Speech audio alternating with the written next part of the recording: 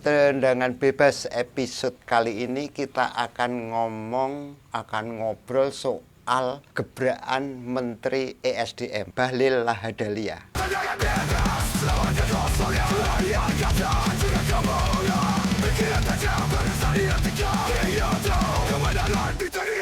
Nggak tahu ya kenapa saya ini kok sangat mudah mengagumi dia. Jadi kebijakan terbaru dari Bahlil ini adalah kuota impor untuk BBM non subsidi yang naiknya itu tidak banyak, hanya 10% dibandingkan tahun 2024. Ini angka yang sempurna. Jadi total itu kalau sekarang itu 110% dari tahun 2024. Angka yang sempurna dan sukses membuat SPBU swasta seperti SIL, kemudian BP, AKR itu semuanya kehabisan dagangan gitu ya. Luar biasa ini, jurus cerdas untuk menyelamatkan Pertamina dari keroyokan swasta dengan produk keren.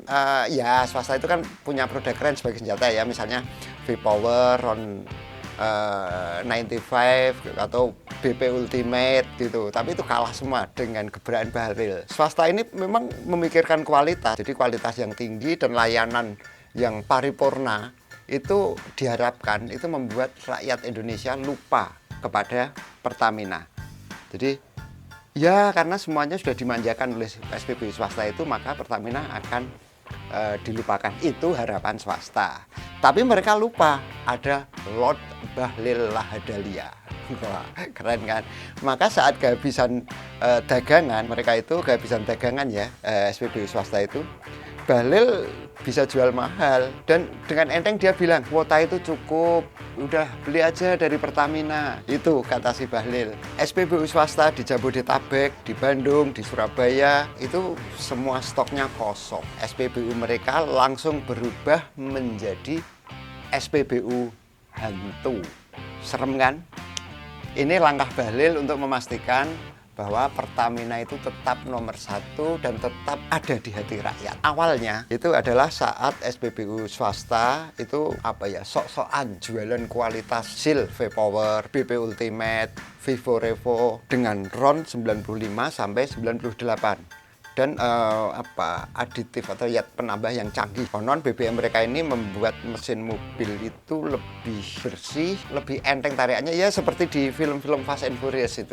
Nah, sementara di Pertamina sendiri itu hanya mengandalkan Pertamax RON 92. Bahlil nggak terima dengan kalah kualitasnya itu, maka lahirlah kuota impor triwulanan. Nah, kuota impor ini menggantikan kuota impor tahunan. Nah, akhirnya stok bensin swasta, stok BBM swasta yang berkualitas tinggi itu habisnya. SPBU SIL di Cikini saat ini malah berubah menjadi tempat ngonten.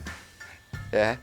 Kemudian BP di Bekasi itu cuma jadi kedai oli saja, jadi cuma jualan oli. Ada lagi yang cukup epic, itu karyawan SIL di Ciputat. Mereka karyawan SIL di Ciputat ini, di SPBU Ciputat ini justru jualan kopi sasetan. Para karyawan SPBU swasta yang terancam PHK ini mendadak bikin warung kopi. Saya sungguh salut dengan dengan gebrakan Bahlil ini. Nggak cuma mematikan kompetisi dengan SPBU swasta, tetapi juga menciptakan barista ala SPBU. Jadi ya mikir, kemarin itu kan sempat ada Pertamina itu dilanda isu BBM oplosan untuk mendapatkan Pertamax itu Pertalite dicampur dengan Pertamax yang RON-nya lebih tinggi, jadilah Pertamax biasa. Seperti itu. Nah, jadi Bahlil itu berpikir SPBU yang lain itu kemungkinan besar itu karyawan-karyawannya juga jago ngoplos.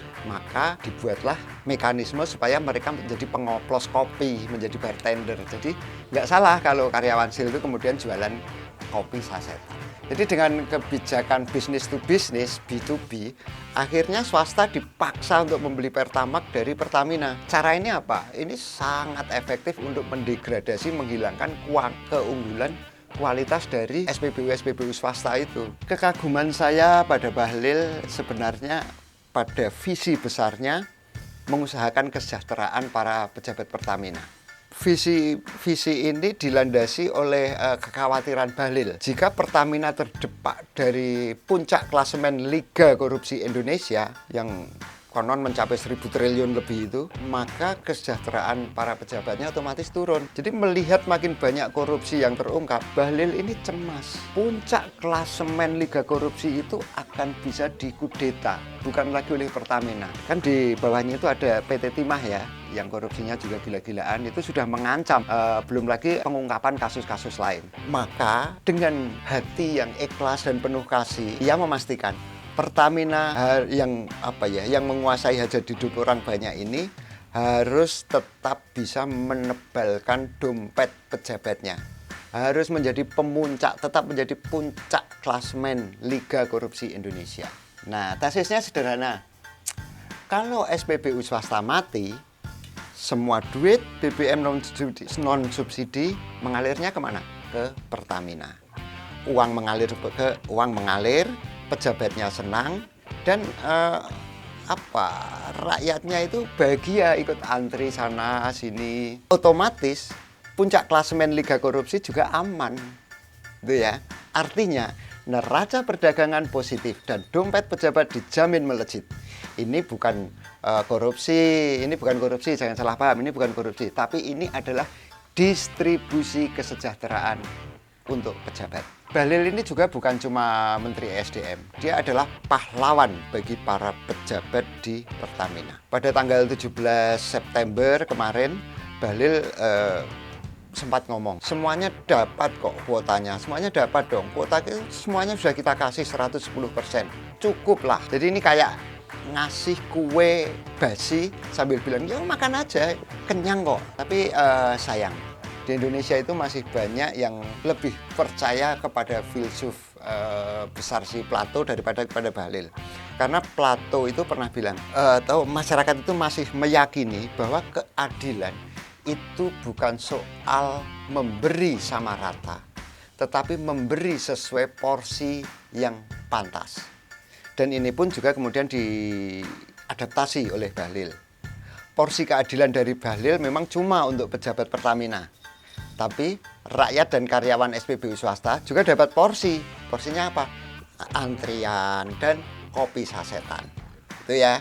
Demikian tendangan bebas episode kali ini. Oke, itu ya. Dah.